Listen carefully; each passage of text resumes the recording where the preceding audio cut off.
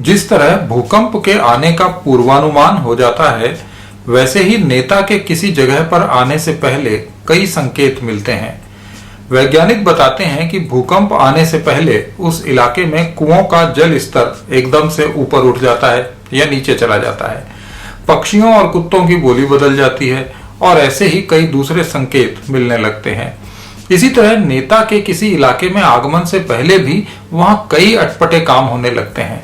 इन कामों से पता चल जाता है कि इलाके में नेता आने वाला है। जिस तरह तमाम पूर्वानुमान के बावजूद भूकंप का आना टाला नहीं जा सकता, सिर्फ उससे होने वाले नुकसान को कम किया जा सकता है, उसी तरह नेता का आना भी कोई रोक नहीं सकता, सिर्फ उससे होने वाली असुविधा से आप बच सकते हैं। मान लीजिए आप शहर में कहीं जा रहे हों और पुलिस की जीप आवारा मच्छर की तरह सायरन बजाती हुई बार बार बेमतलब इधर से उधर चक्कर काट रही हो, तो समझ जाइए कोई मंत्री इधर से गुजरने वाला है। आप या तो रास्ता बदल लीजिए या चुपचाप एक तरफ खड़े हो जाइए, भलाई इसी में है। इसी तरह चलती सड़क पर बिना किसी कारण के अगर ट्रैफिक रुका हुआ है और कोई पुलिस वाला बीच सड़क पर खड़ा होकर साइकिल रिक्शा वालों को थप्पड़ मार मार कर पीछे धकेल रहा हो, तो संकेत स्पष्ट है, 1-2 घंटे बाद किसी बड़े नेता की आंधी वहां से गुजरने वाली है। ऐसे में चुपचाप सड़क पर अपना वाहन खड़ा रखें, वरना जरा सी भी असावधानी आपके मान सम्मान को खत्म कर सकती है। कोई बहुत बड़ा वीआईपी गुजर रहा होता है तो लोगों को सड़क के किनारे खड़ा करके उनके सामने राइफल लिए सिपाही खड़े हो जाते हैं। इससे पता चलता है कि आने वाले नेता का कद कितना बड़ा है। जानकार लोग कहते हैं कि नेताओं के कहीं आने से पहले उस इलाके में एक विचित्र गंध भी फैल जाती है। इसे सूंघने के लिए खास तरह की नाक होना जरूरी है।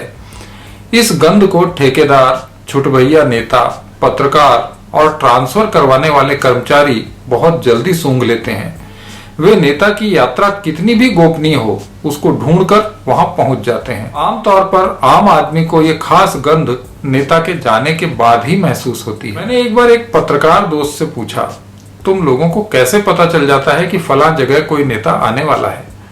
उसने राज खोलते हुए कहा, इसमें कोई खास बात नहीं है, हम लोग सारे दिन घूमते रहते हैं तो पता चल ही जाता है।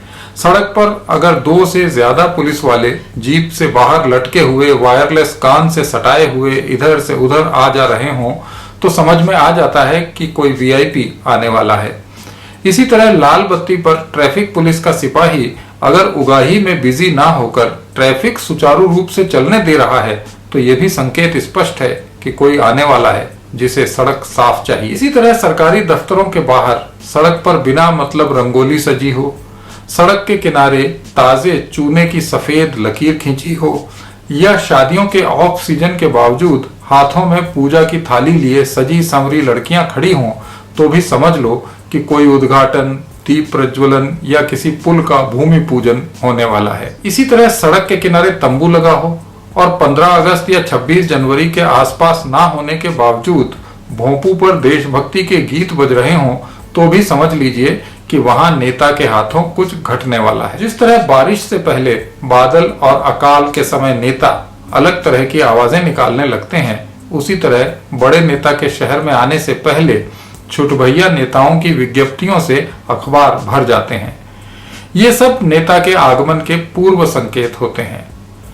जिन सड़कों से कभी नगर पालिका का कूड़ा उठाने वाला ट्रक न गुजरा हो, वहां अचानक किसी दिन सफाई होने लगे। जिस सड़क के टूटे होने से कई लोग घायल हो चुके हों, उसकी मरम्मत होने लगे। सरकारी अस्पताल में डॉक्टर और नर्स वर्दी में नजर आए।